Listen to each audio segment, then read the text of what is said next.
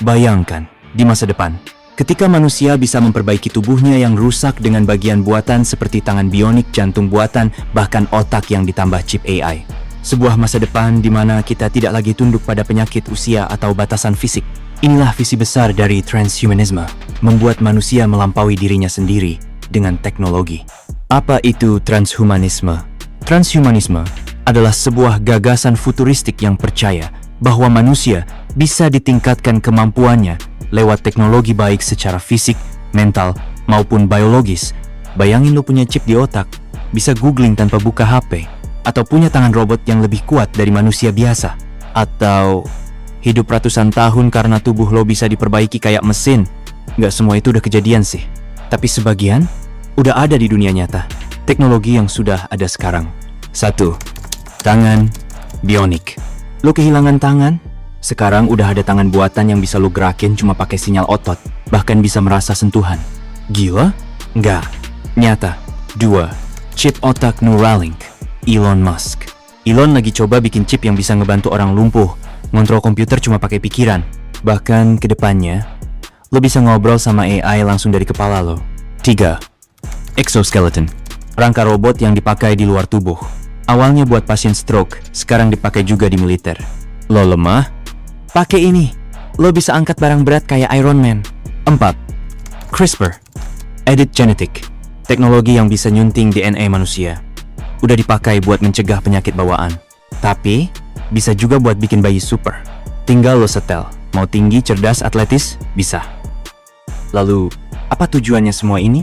Simpelnya, membebaskan manusia dari batas alami. Capek? Nggak perlu. Sakit? Ada upgrade. Lemah? Tambah kekuatan. Bahkan ini gila sih, ada yang pengen ngalahin kematian. Caranya? Upload pikiran manusia ke komputer. Jadi walau tubuh lo mati, kesadaran lo tetap hidup di dunia digital. Tapi, ini belum bisa sekarang. Teknologinya belum nyampe. Dan masih jadi perdebatan gede. Apakah kesadaran itu bisa dipindah? Atau cuma jadi salinan mati? Masalahnya gak cuma teknologi. Transhumanisme itu keren. Tapi gak semua orang setuju. Kenapa? Masalah etika. Kalau kita bisa bikin manusia super, terus gimana yang gak mampu beli teknologinya? Dunia bisa makin timpang antara manusia biasa dan manusia versi 2.0. Agama dan nilai hidup. Banyak yang bilang, lo siapa? Mau ngatur hidup mati manusia? Ini bisa dianggap menantang peran Tuhan, identitas, dan kemanusiaan. Kalau tubuh lo udah full mesin, dan otak lo connect ke server, lo masih manusia, atau udah jadi makhluk baru. Transhumanisme udah mulai masuk ke kehidupan kita. Nggak sadar, sebenarnya kita udah di jalan menuju ke sana.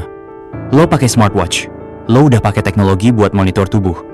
Lo pakai AI buat kerja, lo udah pakai otak tambahan. Lo ngedit foto biar cakep pakai filter. Itu bentuk awal dari desain diri digital. Transhumanisme bukan soal masa depan, tapi soal apa yang udah mulai kita jalani sekarang. Kita tahu, manusia pengen terus maju, pengen jadi lebih. Tapi, sampai mana batasnya? Apakah kita harus jadi setengah mesin? Apakah hidup abadi itu berkah? Atau justru kutukan? Transhumanisme bisa bikin kita lebih kuat, lebih cerdas, bahkan mungkin hidup lebih lama. Tapi ujung-ujungnya, kita harus tanya ke diri sendiri. Kita mau jadi manusia? Atau mesin yang menyerupai manusia? Gimana menurut lo? Setuju nggak kalau manusia di-upgrade? Atau menurut lo, ini udah terlalu jauh?